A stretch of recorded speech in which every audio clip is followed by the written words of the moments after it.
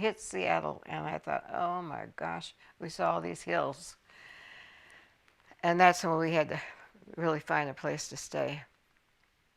And I don't know if you remember that motel on Madison. And we stayed in there with the kids for about several weeks. And then finally we had to get out of there. And then we needed to find a school. So we found, like I said, T.T. Minor. And we enlisted them there. But we only stayed one day.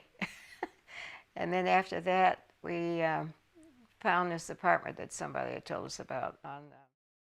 His sister came out here, and that's when she said, oh, wait till dear, his mother, finds where you guys are staying. It's not enough room. So anyway, she and my husband went out and they found a place up on 24th, and that's where we stayed. And then from there, I was looking for a church for them to go to Sunday school. Someone told us about First AME. We went there one day. That didn't work out very well. He started driving around seeing if he could find a house to buy, and we did. We were out here in September by, first week in October, we found this place, and this is where we've been ever since. October 1st, we came out here, and been here ever since. That was how many years ago? We moved in here in 1957. My husband used to pick me up I worked at group health at the time, and he used to pick me up just about every day. He got up earlier at Boeing than I did. I was worked at the hospital. And so we came home one day, and the house was full of young people. Up the stairs, every spot you saw in here was full of these young people. And we just kind of looked at each other, went upstairs, and wanted to figure out what was going on. And that's when the Panther Party got started.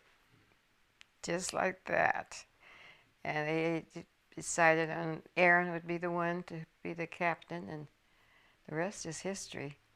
That's when the Panthers started getting a little rough there.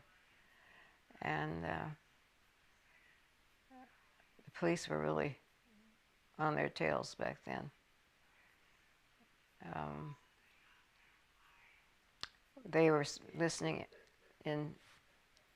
into our house and making phone calls and threats. And I remember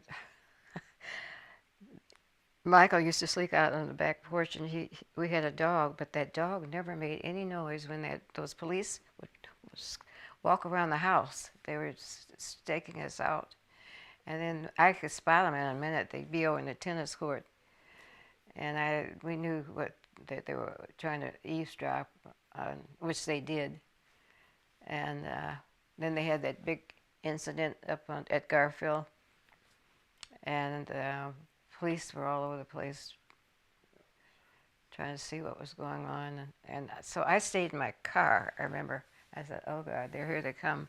So I scooped down in the car, and the police checking out the car, and they walked by, and they saw me sitting, and then they saw there's just a woman in there, but they had no idea it was the mother. And so we just supported them like that. They went to every meeting that they had. When they had a place up there, they called it the warehouse, with a lot of infiltrators up there, black. Mm-hmm.